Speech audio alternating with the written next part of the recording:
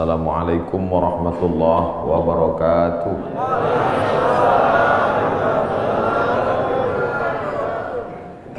Alhamdulillahilladzi ahyana ba'da ma amatana wa ilaihin nusyur. Wassalatu wassalamu ala asyrafil anbiya wal mursalin sayyidina wa maulana Muhammadin wa ala alihi wa sahbihi wa man tabi'ahu ila yaumiddin. Yang sama-sama kita hormati Bapak Jenderal Manajer PT Antam beserta seluruh keluarga besar PT Antam, bapak-bapak, ibu-ibu, hadirin hadirat, tak dapat saya sebut satu persatu. Insya Allah semua jamaah fardu subuh ini dimuliakan Allah Subhanahu wa Ta'ala. Amin ya rabbal alamin. Kita sudah masuk pada tanggal 17 Rajab. Artinya kita hanya ada waktu 13 hari lagi berada di bulan haram. Haram artinya mulia. Minal masjidil haram, dari masjid yang mulia. Ini tanah haram, berarti tanah mulia. Masjidil haram, masjid mulia. Tanah haram, tanah mulia. Khamar haram, artinya khamar kalau diminum menghilangkan kemuliaan, itu maka disebut haram. Ya, nanti ketika pulang dari Makkah anaknya nanya, "Ma, kemarin sholatnya di mana?" Masjidil Haram. Artinya apa? Jangan tanya-tanya. Dari dulu memang udah gitu. Haram diambil dari kata hurmatun, kehormatan, kemuliaan. Orang kalau sudah hilang harga diri, harkat, martabat, kehormatan, kemuliaan tak dipandang, maka disebut zina itu haram, khamar itu haram, judi itu haram. Karena kalau ketahuan orang melakukannya, hilanglah kehormatan, harkat, martabat dirinya. Mudah-mudahan kita diselamatkan sampai anak cucu kita dari yang haram-haram. Bulan haram, bulan yang dipilih Allah Ta'ala untuk memuliakan dirinya. Waktu yang paling mulia waktu subuh. Siapa yang memilih waktu subuh ini? Allah. Tidak bisa ada manusia di atas muka bumi ini memilih waktu untuk memuliakan Allah dengan cara dia. Tak bisa. Waktunya Allah yang milih. Caranya Allah yang mengajarkan. Nabinya dia yang mengirim. Malaikatnya dia yang mengutus. Siapa malaikatnya? Jibril alaihissalam. Wahyunya Allah yang membawa Al-Quranul Karim dan sunnah Rasulullah SAW. Nabinya Muhammad sallallahu alaihi wasallam. Waktunya minha arba'atun hurum, ada 4 bulan yang mulia. Salasun mutawaliyatun, 3 bulan berturut-turut. Zulqa'dah, Zulhijjah, Muharram. 1 terpisah, ma baina Jumada wa Sya'ban, terletak antara bulan Jumadil Akhir dan Sya'ban. Itulah dia disebut dengan bulan Rajab. Makanya Nabi berdoa khusus bulan Rajab, Allahumma barik lana fi Rajab wa Sya'ban, berikan kami berkah di bulan Rajab dan bulan Sya'ban. Wa ballighna Ramadan, sampaikan kami ke bulan Ramadan. Ketika saya berdoa minta Rajab, bapak-bapak mengaminkan. Ada ibu-ibu satu diam aja. Ibu kenapa enggak mengaminkan? Saya sudah dapat Rajab. Rupanya nama suaminya Pak Rajab. Rajab artinya tarjib. Tarjib. Tarjib artinya ta'zim. Ta'zim artinya agung, tinggi, hebat. Bulan Rajab bulan yang tinggi, bulan yang hebat yang dipilih oleh Allah Subhanahu wa Ta'ala. Amal yang paling afdal di bulan Rajab adalah amal yang paling mulia. Apa amal yang paling mulia? As-sawmu li wa ana ajzi bihi. Puasamu itu untukku, aku yang memberi balasannya. Maka paling afdal, paling bagus bulan Rajab ini adalah puasa. Dan hari ini kita jatuh pada hari Kamis. Siapa yang puasa hari ini, maka dia dapat 3. Saya niat puasa qadha hari ini, kata ibu, kata bapak, otomatis dia dapat 3. 1, qadhanya lunas. 2, dapat pahala puasa Kamis. 3, dapat pahala puasa sunat Rajab. Saya tak bisa Pak Ustadz. Kenapa? Tadi nggak niat. Kamis depan. Mudah-mudahan masih hidup.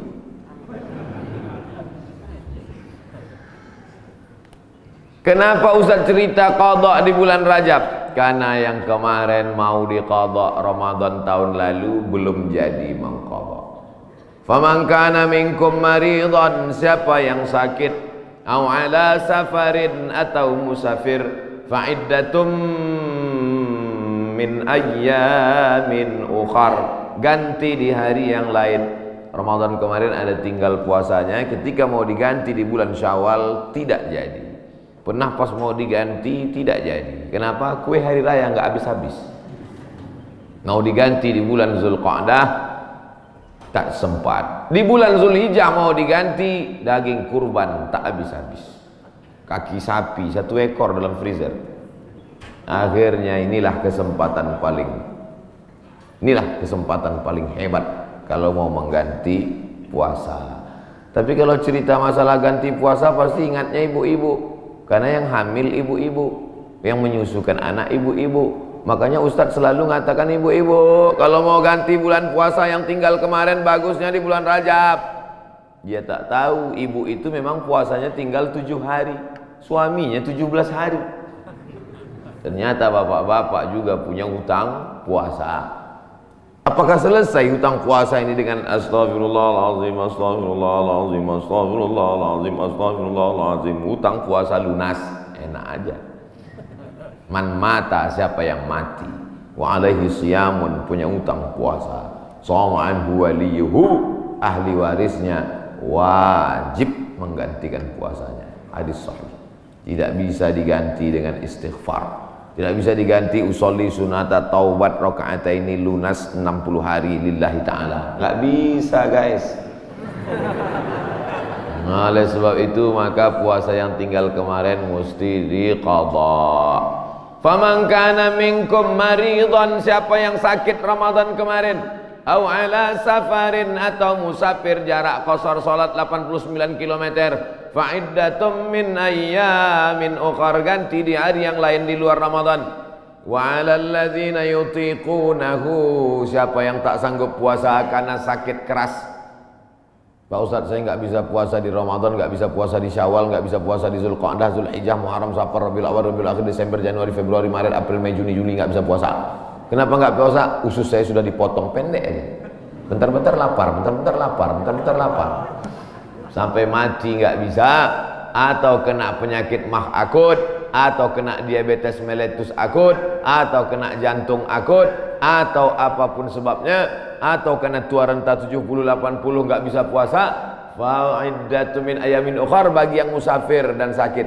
Tapi bagi yang nggak sanggup sampai mati, fidyatun ta'amu miskin, bayar fidyah makan 1 hari fakir miskin. Bagaimana dengan perempuan hamil dan menyusukan anak? Masuk yang mana dia?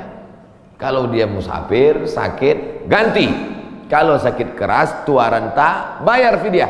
Perempuan yang hamil dan menyusukan anak tidak disebut dalam ayat ini, maka ulama berijtihad, lain kepala, lain isinya. Rambut sama hitam, isinya macam-macam. Perempuan yang hamil dan menyusukan anak, 3 mazhab ulama. Mazhab yang pertama, menurut Imam Abu Hanifah, mazhab Hanafi, hanya mengqadha saja. Jadi kalau ada ustadz mengatakan, ibu-ibu yang hamil menyusukan anak, tinggal puasanya qadha saja, itu berarti mazhab Hanafi. Sedangkan mazhab Abdullah bin Abbas mengatakan bayar fidyah saja. Ibu pilih yang mana? Mau qadha aja atau bayar fidyah? Saya qadha aja Pak Ustadz. Saya kalau keluar duit nih malas. Ibu pilih mana? Saya nggak tahan lapar Pak Ustadz. Mau bawaannya mau ngemil ngunyah aja. Jadi saya bayar aja. Yang mau qadha saja mazhab Hanafi. Yang bayar fidyah saja pendapat Abdullah bin Abbas. Mazhab Syafi'i yang mana? Mazhab Syafi'i lihat dulu dia tak puasa karena apa. Kalau dia tidak puasa karena dirinya, karena lemah, karena tak mampu, qadha saja. Tapi kalau ada unsur anaknya, kenapa ibu tak puasa? janin saya lemah, sudah diperiksa USG oleh SPOG, spesialis obgyn kandungan. Katanya janin lemah, ibunya sehat tapi janinnya lemah. Maka kalau sebab anaknya dia tidak puasa, maka dia kena 2 double, bayar fidyah dan puasa qadha. Laki-laki mesti tahu. Saya untuk apa tahu? Saya kan nggak hamil dan menyusui. Istrimu hamil dan menyusui. Itulah untungnya ibu-ibu yang suaminya pengajian. Pulang dia dari sini nanti diingatkannya, ibu, nanti hari Senin kau puasa. Tapi kalau suaminya Fir'aun, ibu sedang puasa pun disuruhnya buka puasa. Apa itu puasa? Bapak ibu yang dimuliakan Allah, ar-rijalu qawwamuna 'alan nisa. Berapa banyak puasa ibu, maka suami ikut bertanggung jawab. Kenapa? Karena istrinya itu tidak puasa gara-gara suaminya. Coba kalau kau tengok saja istrimu itu. Oleh sebab itu maka tanggung jawab luar biasa di hadapan Allah Subhanahu wa taala. Itulah maka saya sampaikan subuh ini tentang pentingnya mengganti puasa di bulan Rajab. Karena ini salah satu kemuliaan, dapat double 2 pahala yang diberikan Allah Subhanahu wa taala. Masih ada kesempatan 13 hari lagi. Kalau mau diqadha pakai puasa Nabi Daud, bagus. Yasumu yauman wa yuftiru yauman. Puasa ini bagus karena saluran darah kita ini mampet.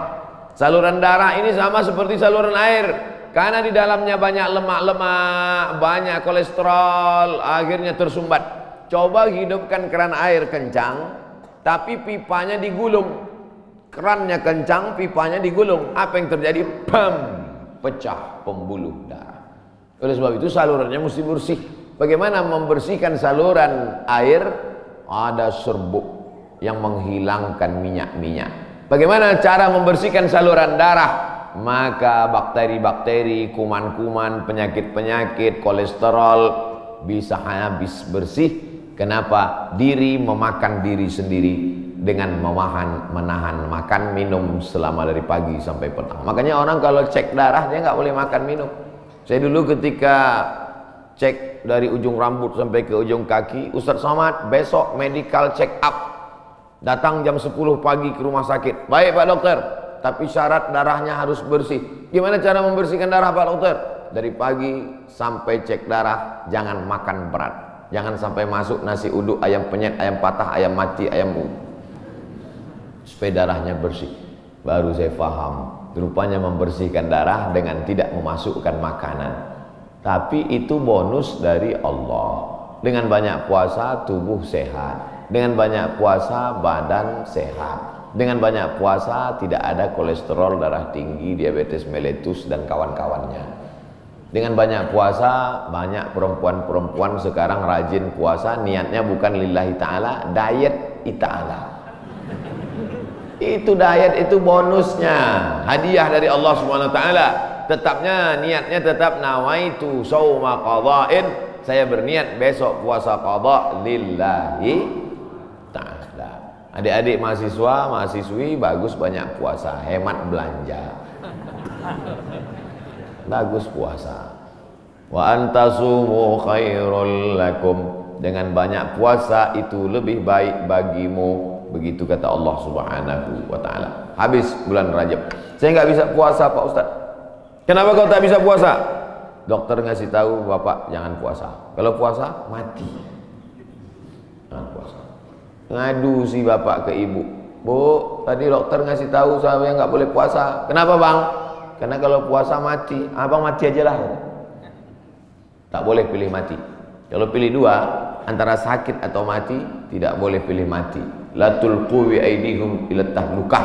La tulqu bi aidikum ila tahlukah. Jangan jerumuskan dirimu ke dalam kebinasaan.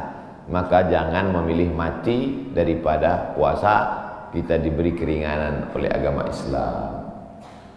Saya mau mengisi bulan ini Pak Ustadz, tapi puasa nggak sanggup. Banyak-banyak sholat sunat.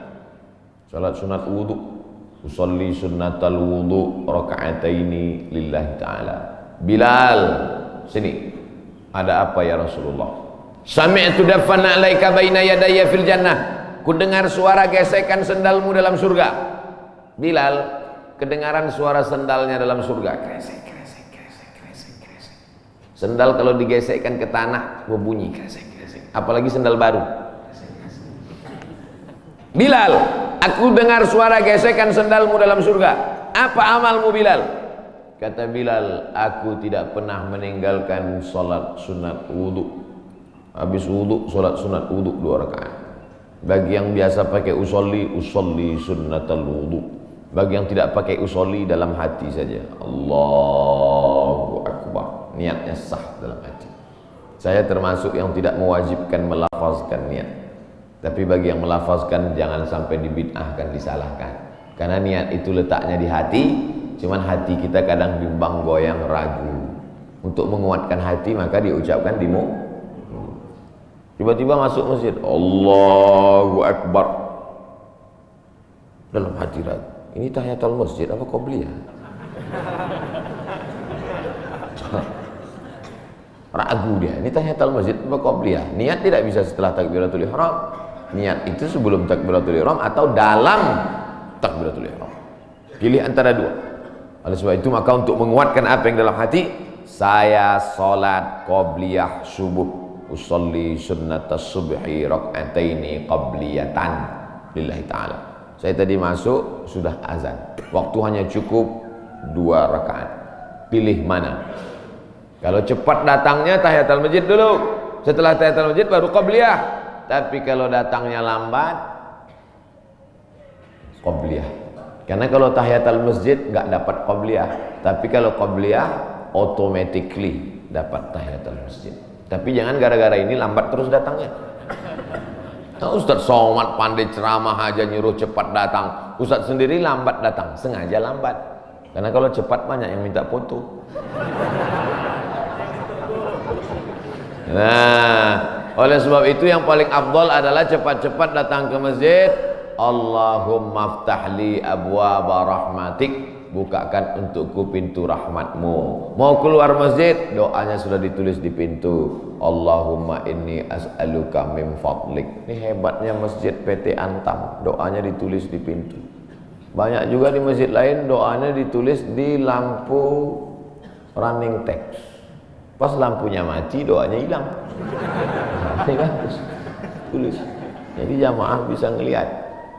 Pas mau masuk, Allahumma inni, Allahumma ftahli abwaaba rahmatik, bukakan untukku pintu-pintu rahmatmu ya Allah. Sampai ke dalam tahiyatul masjid, usolli sunnatan tahiyatul masjid raka'ataini lillahi ta'ala. Idza dakhala ahadukumul masjid, kalau kamu masuk masjid fala yajlis, jangan duduk hatta yusolli raka'ataini, sampai salat sunat 2 rakaat. Tahiyatul masjid, qabliyah, ba'diyah, salat sunat wudu, salat sunat doa, salat sunat isyraq, salat sunat awabin, salat sunat tasbih. Perbanyak salat sunat. Saya semua udah Pak Ustaz. Apa yang belum? Salat sunat mutlak. Ada salat sunat yang terikat waktu, doa. Ada salat sunat yang terikat momen, tahiyatul masjid. Ada salat sunat yang tidak terikat apa-apa. Salat sunat aja 2 rakaat. Enggak ada angin, enggak ada hujan, salat sunat yang 2 rakaat. Kau salat sunat apa tadi? Salat sunat aja 2 rakaat. Mana ada salat sunat aja? Salat sunat tidak terikat dengan apapun, namanya mutlak. Mutlak artinya lepas, tidak terikat dengan apapun. Syukur kepada Allah Subhanahu wa taala. Suatu ketika Nabi bertamu ke rumah sahabat. Sampai di rumah sahabat dikasih makan, dikasih minum, dijamu dengan jamuan luar biasa. Setelah itu dia sholat sunat 2 rakaat. Sholat sunat apa namanya? Kan nggak mungkin usolli sunnatan 2 rakaat karena sudah dikasih makan enak lillahi ta'ala. Nggak ada. Makanya kita kadang sholat sunat aja 2 rakaat sebagai ungkapan syukur kepada Allah. Cara bersyukur subhanallah, betul. Cara bersyukur berzikir banyak sholawat, betul. Tapi syukur yang paling bagus adalah dengan sholat. Sholat sunat aja 2 rakaat. Aku sholat sunat 2 rakaat karena bersyukur kepada engkau atas nikmat yang begitu hebat, yang begitu banyak. Abang tadi sholat sunat? Ya, sholat sunat apa? Syukur. Hari ini kau enggak? Lauknya enggak enak. Oh, enggak bisa begitu. Nikmat ini bukan cuma makanan enak, hidup nyaman juga nikmat. Tinggal di komplek ada masjidnya juga nikmat. tinggal di lingkungan yang mengingatkan kita kepada Allah. Berapa banyak orang kerjanya mantap tapi sholat nggak bisa. SMS ke saya, meleleh air mata baca SMS-nya. Ustaz Somad, apa hukumnya sholat di WC? Hah? Ente mau ngetes saya apa gimana nih? WC kan najis, tempat setan, kotor. Menyebut nama Allah aja nggak boleh. Allahumma inni a'udzubika minal khubuthi wal khaba'is. Mau masuk WC, ya Allah lindungi aku dari setan jantan dan setan betina. Setan jantan di sana, setan betina di sana. Ketemunya di mana? Di WC. Dia bilang, apa hukumnya sholat di WC? Saya sangka mau ngetes saya. Ternyata memang betul. Dia kerja di luar negeri, supervisor pengawasnya tidak mengizinkan permisi sholat. Akhirnya dia masuk ke WC yang agak lapang, dia bentang kain, sholat di dalam. Hanya untuk mencari makan, Bapak, Ibu. Luar biasa nikmat, bisa kerja di Pomalaa. Betul? Lama saya ngapalnya nih. Bisa kerja nyaman, masjidnya besar, ibadah tidak dilarang, pengajian dihadirkan ustadz. Inilah nikmat yang paling besar. Fabi ayyi ala'i rabbikuma tukadziban. Nikmat apa lagi yang kau dustakan? Keluar dari komplek pemandangannya indah, memandang ke tepi jalan, lautan terhampar. Kata orang, saya nggak ngeliat tadi malam gelap. Kurang apa lagi, nikmatnya besar. Ikannya segar-segar, mantap-mantap, duriannya enak. Kau tahu Ustaz tadi malam makan durian. Oleh sebab itu maka syukur kepada Allah. La in syakartum la azidannakum. Wala in kafartum, tapi kalau kau kufur, tidak kau syukuri nikmat ini, inna azabi lasyadid, azabku itu amat sangat menyakitkan. Jangan sampai setelah azab datang barulah meleleh air mata. Astagfirullah. Di rumah sakit terbaring, disuapkan sama istrinya bubur jagung. Dulu waktu sehat kemana aja. Kalau ada orang udah sakit baru petik tasbih, biasa. Kalau ada orang ketika sudah pensiun baru berzikir, biasa. Tapi ketika waktu sedang badan sehat, rezeki banyak, ada jabatan, rajin ibadah, wah, luar biasa. Nih masyarakat PT Antam nih luar biasa, betul. Tapi yang datang nih memang masyarakat lingkungan sini. Alhamdulillah. Karena saya pernah juga ceramah di komplek usaha. Ketika masih kerja aktif ke masjid baru luar biasa. Selesai ceramah juga saya, mohon maaf Pak Ustaz, yang datang tadi masyarakat dari luar. Bapak Ibu yang dimuliakan Allah Subhanahu wa taala. Ini kenikmatan ini kalau dicabut oleh Allah Subhanahu wa taala, Allah itu luar biasa. Allah kalau mau mematikan orang cukup saja dia katakan innama amruhu idza arada syai'an ayaqula lahu kun, mati. Kenapa orang yang minum khamar tidak mati? Kenapa orang yang berzina tidak mati? Kenapa orang yang makan riba tidak mati? Karena Allah itu bismillahirrahmanirrahim. Allah itu sayang, dibiarkannya dulu. Malaikat itu sudah gergetan malaikat, mau cabut aja. Jangan, jangan, kata Allah Ta'ala, jangan. Biarkan dia mabuk-mabuk dulu, biarkan. Nanti baru kau celupkan dia ke neraka jahanam. Innallaha la yumli lidzalim. Allah sengaja mengulur kepada orang-orang yang zalim itu. Orang-orang yang zalim, yang aniaya terhadap dirinya, yang berzina, yang minum khamar, yang mabuk, yang makan riba, yang biarkan dia, biarkan. Sampai apa? Sampai dia bertobat. Kalau tidak juga, hatta idza akhadhahu lam yuflithu, sehingga Allah menurunkan azab tidak tanggung-tanggung langsung. Jadi jangan heran kalau ada orang enggak salat, rumahnya besar, enggak salat, mewah hidupnya. Sesungguhnya dia sedang dimainkan Allah Ta'ala. Inna kaidi matin, tipu dayaku amat sangat kuat. Cuman kadang orang ini nggak paham cara pikir Allah SWT. Cara pikir ibu aja kadang anak nggak paham. Anak umur 5 tahun minta pisau, jangan, nanti tangan kau luka. Tapi ketika kita memahami Allah, yang kita ikut ini, kita ikut Allah atau Allah ikut kita? Kita ikut Allah. Ini banyak orang sekarang Allah dia suruh ikut dia. Ya Allah, berikanlah aku gaji yang banyak. Kau ikut aku, jangan sampai aku ikut engkau. Loh. Sebenarnya yang Tuhan ini aku, apa kau ikut Tuhan? Kita yang ikut Allah. Makanya kita ini disebut Muslim. Muslim artinya berserah diri kepada kehendak Allah, bukan Allah yang ikut kita. Kadang banyak kita paksa Allah untuk ikut kita. Kita berdoa sesuai dengan request kita. Kalau kita Allah nggak kasih, lalu kita marah sama Allah. Ente siapa, kata Allah. Makanya kita serahkan pada Allah. Tapi kita kalau berdoa tetap minta apa yang kita minta. Jangan gara-gara ini nanti, ya Allah pagi ini aku nggak berdoa apa-apa, terserah oleh Allah. Mau kasih nggak apa-apa. Oh jangan. Nabi malah kalau berdoa sebut nama. Allahumma a'izzal islama bi umarain. Ya Allah kuatkan Islam ini dengan 2 Umar. Waktu itu ada 2 Umar yang paling hebat, paling gagah, paling perkasa di Makkah. Satu Umar bin Khattab, satu Umar bin Hisham. Umar bin Khattab, Umar bin Hisham. Ya Allah, Islam ini akan kuat kalau 2 orang ini masuk Islam. Masuk Islamlah 2 orang ini ya Allah, Umar bin Khattab atau Umar bin Hisham. Saya sebut Umar bin Hisham, banyak bapak ibu nggak kenal. Tapi kalau saya sebut nama kerennya, oh, Umar bin Hisham, Abu Jahal. Makanya kalau kenalan sama orang jangan cuma tanya satu nama, tanya nama satu lagi. Banyak orang ini namanya macam-macam. Nama siapa? Abdul Somad. Di Facebook Anton. Enggak, nama saya di mana-mana tetap Abdul Somad.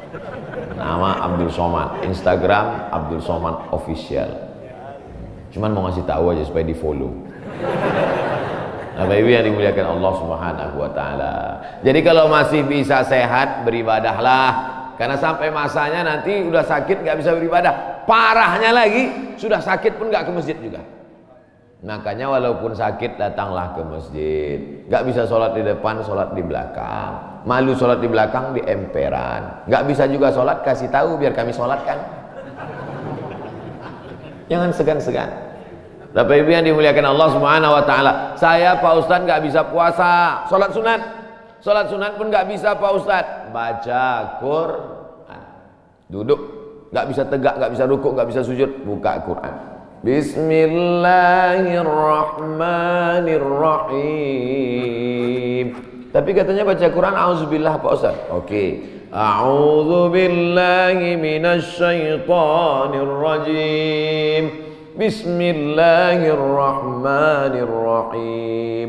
Ya ayyuhan nas, wahai manusia, ittaqu rabbakum, takutlah kamu kepada Allah. Inna zalzalatas saati syai'un azim. Sesungguhnya bumi akan bergoncang dan hari itu kiamat terjadi, azabnya amat sangat kuat. Membaca itu ketakutan, langsung pulang ke rumah sedekah. Berapa? 500 perak. Jadilah daripada sebelumnya hatinya tertutup. Itulah orang-orang ketika dibacakan ayat kepadanya, zadathum imana, bertambah imannya. Surat Al-Hajj. Apa ayat yang kau lihat? Sesungguhnya saat itu Allah sedang menegur engkau. Wa taran nasa sukara, kau lihat manusia waktu itu seperti mabuk. Wa mahum bisukara, mereka bukan mabuk. Jalan sempoyongan mau tumbang di atas bumi, mereka mabuk? Bukan. Kenapa mereka tidak mabuk? Walakinna adzaballahi syadid. Tapi saat itu azab Allah amat sangat menyakitkan. Sempoyongan jalan macam zombie. Kenapa? Karena kerak bumi waktu itu tercabut. Kita sekarang kan bisa tenang ini karena kerak bumi ini bisa normal. Kerak bumi ini ada pakunya. Sampai masanya pakunya itu copot. Apa pakunya? Wa takunul jibalu kal ihnil manfush. Waktu itu paku-pakunya gunung-gunung seperti bulu kambing dihembus angin. Ada kalanya Allah menyebut kal ihnil manfush. Ada kalanya disebut kal farashil mabthus, seperti rayap yang berterbangan, seperti nyamuk yang berterbangan. Habis semuanya.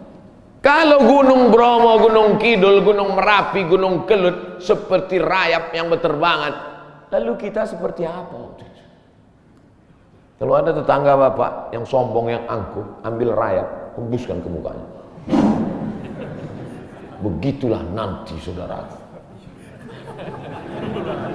Kalau Gunung Kidul, Gunung Bromo, Gunung Merapi seperti rayap, lalu kau seperti apa nanti di hadapan Allah? Dua kemungkinan, dia taubat atau makin ngamuk. Kita ini nggak ada apa-apanya. Yang disombongkan itu apa? Yang diangkuhkan itu apa? Maka mesti banyak-banyak ibadah. Itu yang akan dibawa menghadap Allah Subhanahu wa taala. Tadi malam ada yang ngirim ke grup WhatsApp percakapan antara ayam dan anaknya. Bapak Ibu udah dapat? Apa kata anak ayam?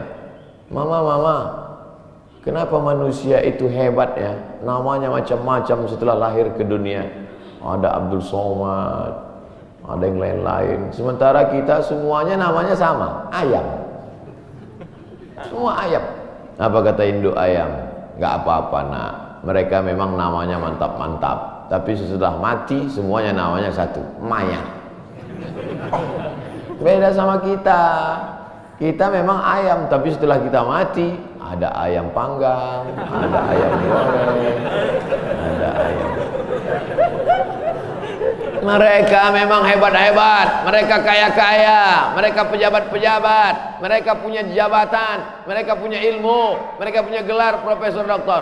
Tapi setelah mereka mati, tidak ada yang mendatangkan manfaat, semuanya menjadi mayat. Beda dengan kita.